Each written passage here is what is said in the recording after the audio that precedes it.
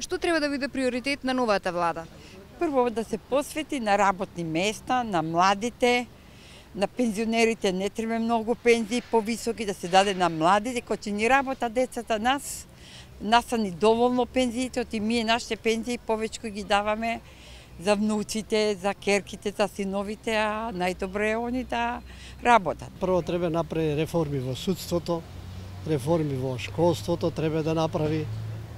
Потоа тие реформите треба прво да ги спроведе, па потоа да се определи на работа, на работни места да се отворат. Па да се среди администрацијата, државната администрација, институциите да функционираат безпрекорно, кај нас постоеше долго време хаос во работата на државните институции и ако тоа се направи, граѓаните ќе се снајдат сами. Клучно, не знам ни на што попрво би се посветило, затоа што најверојатно тоа што е како приоритет на секоја држава, они веќе го погазија. Искрено сум припадник на спротивната, така да не сакам многу да ги коментирам. Приоритет се знае што е. Прво криминалот да се расчисти, што го направи минатата влада. Сите што сгрешиле, што украле, да си земат и да си одговараат за сето тоа, ама нажалост нашиот суд се е под нивна ингеренција. Друго, младите да се вработат, да си најдат места.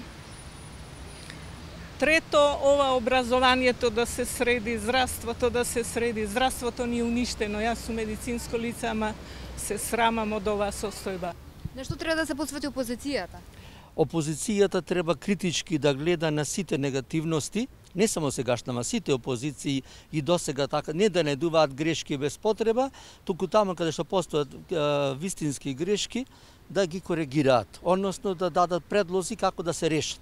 Не само да најдуваат грешки, туку да даваат и предлози. Па опозицијата би требало да ги поддржава, да ги помогне, да постигнат и тие поголем успех, да не бегаат, да се редовни на седници. Многу гледаме, многу се малце на седници.